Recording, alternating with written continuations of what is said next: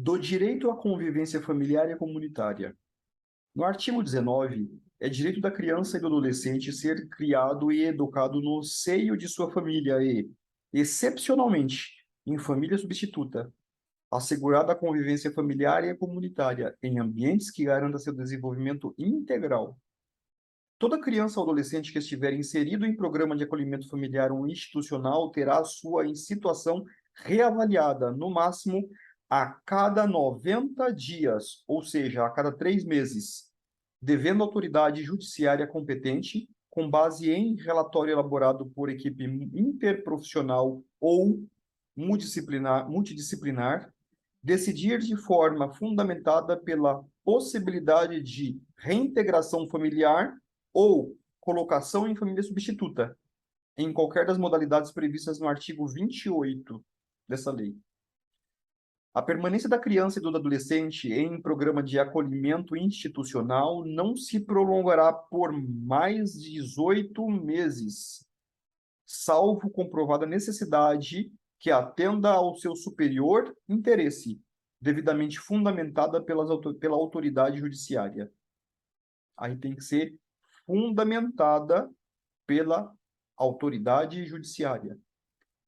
A manutenção ou reintegração de criança ou adolescente à sua família terá preferência em relação a qualquer outra providência, caso em que será esta incluída em serviços e programas de proteção, apoio e promoção, nos termos do parágrafo 1º do artigo 23, dos incisos 1 e 4 do caput do artigo 101 e dos incisos 1 a 4 do caput do artigo 129 dessa lei.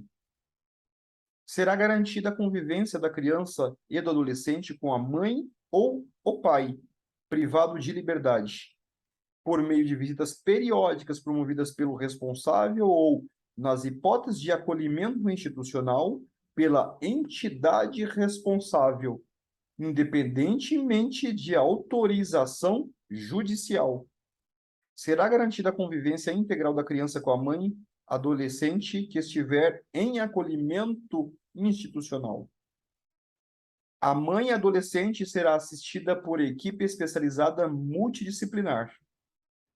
No artigo 19A, a gestante ou mãe que manifeste interesse em entregar o seu filho para adoção antes ou logo após o nascimento será encaminhada à Justiça da Infância e da Juventude.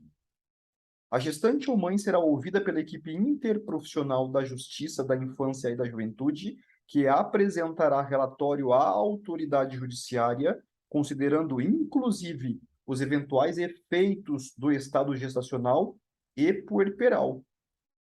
De posse do relatório, a autoridade judiciária poderá determinar o encaminhamento da gestante ou mãe mediante sua expressa concordância à rede pública de saúde e assistência social para atendimento especializado.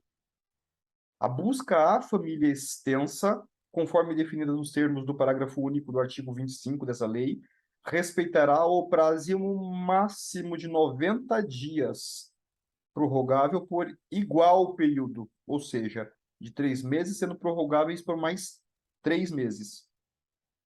Na hipótese de não haver a indicação do genitor e de não existir outro representante da família extensa apto a receber a guarda, a autoridade judiciária competente deverá decretar a extinção do poder familiar e determinar a colocação da criança sob a guarda provisória de quem estiver habilitado a adotá-la ou de entidade que desenvolva programa de acolhimento familiar ou institucional.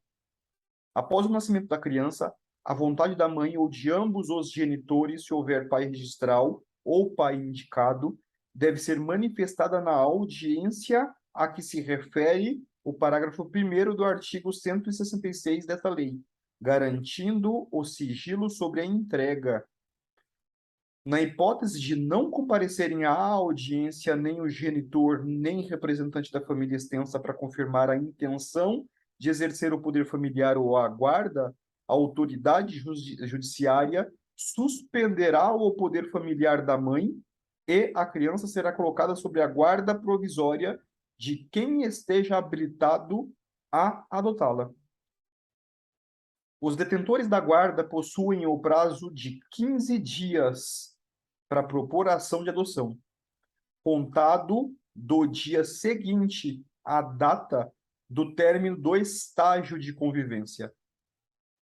Na hipótese de desistência pelos genitores, manifestada em audiência ou perante equipe interprofissional da entrega da criança após o nascimento, a criança será mantida com os genitores e será determinado pela Justiça da Infância e da Juventude o acompanhamento familiar pelo prazo de 180 dias, ou seja, 6 meses.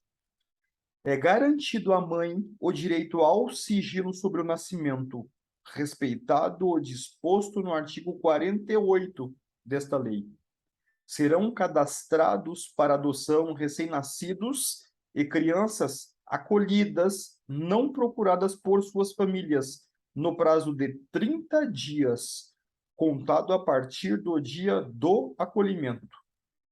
No artigo 19b, a criança e o adolescente em programa de acolhimento institucional ou familiar poderão participar de programa de apadrinhamento.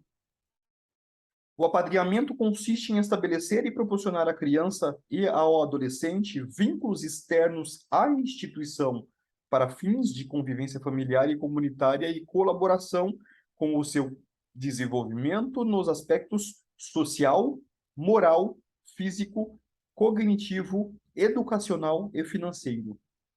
Podem ser padrinhos ou madrinhas pessoas maiores de 18 anos, não inscritas nos cadastros de adoção, desde que cumpram os requisitos exigidos pelo programa de apadrinhamento que se fazem parte. Pessoas jurídicas podem apadrinhar crianças ou adolescentes a fim de colaborar para o seu desenvolvimento.